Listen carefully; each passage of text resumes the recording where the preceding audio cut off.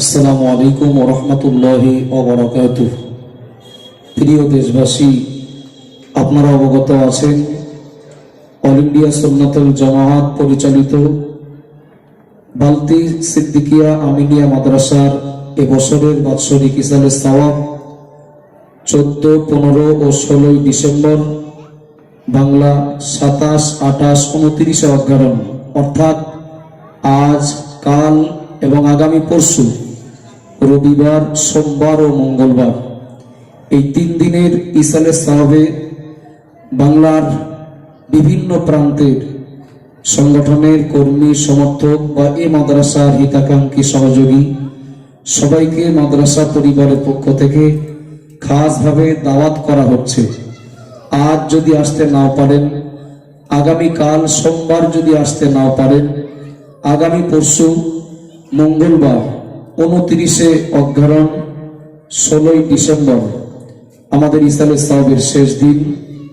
সকল দেশবাসী, বিশেষ করে ঈমানওয়ালা ভাই বন্ধুদেরকে বলবো, অত্যন্ত খুশির বিষয় বালতি সিদ্দিকিয়া আমিনিয়া মাদ্রাসার ইসালে সওয়াবের এবছর শেষ দিনে ইসালে সওয়াবের স্টেজে 8 জন হাফেজে কোরআনকে পাগড়ি দেওয়া হবে। আল্লাহর অশেষ মেহেরবানি, তারা সবাই এক জায়গায় বসে পুরো কোরআন শোনাতে সক্ষম হয়েছে। তাদের মাথায় পাগড়ি উঠবে আগামী মঙ্গলবার অর্থাৎ ইসালে সওয়াবের শেষ দিনে। দেশবাসী, যিনি যেখান থেকেই এই ভিডিও দেখবেন বা এই বার্তা যেখান থেকেই দেখবেন বা শুনবেন, আজ এবং আগামীকাল যদি আসতে নাও পারেন, আগামী পরশু মঙ্গলবার শেষের দিনে অবশ্যই প্রতি বছর যেমন আপনারা আসেন এবছরও আসবেন।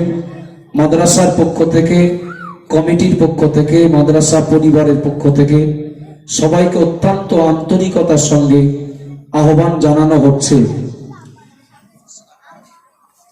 শেষের দিনে অর্থাৎ মঙ্গলবার আসর থেকে মাগরিব পর্যন্ত বক্তব্য রাখবেন বাংলার বিখ্যাত আলেম খাদিজাতুল কোবরা মাদ্রাসার ডিরেক্টর মুফতি রজব আলী সাহেব।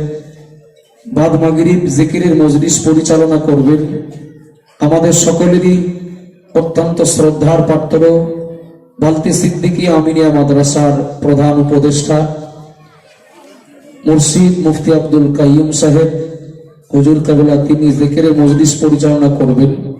এছাড়াও আমন্ত্রিত আছেন অল ইন্ডিয়া সুন্নাতুল জামাতের সাধারণ সম্পাদক মৌলানা মুফতি আব্দুল মাতিন সাহেব হুজুর। আমরা খুশি হব।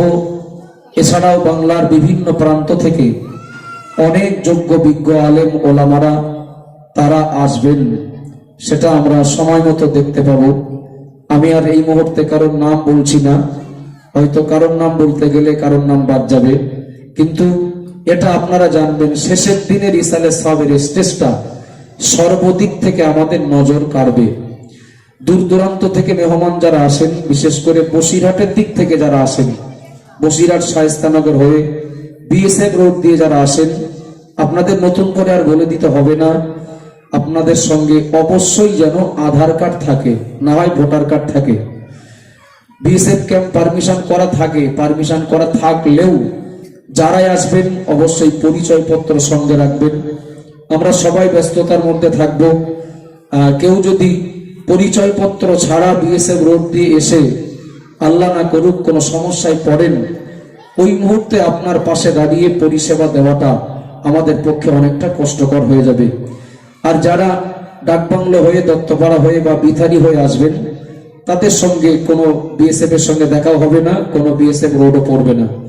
আপাতত আমি 3 দিনের ঐতিহ্যবাহী এই ইসালে সওয়াবে সবাইকে আহ্বান জানিয়ে পাশাপাশি আল্লাহর কাছে সবাই দোয়া করি সুস্থতার সঙ্গে, স্বস্তির সঙ্গে ইসালে সওয়াবের এ কাজ আল্লাহ সুসম্পন্ন করার তৌফিক দেন। সবাই দোয়া করবেন, আমিন। আসসালামু আলাইকুম।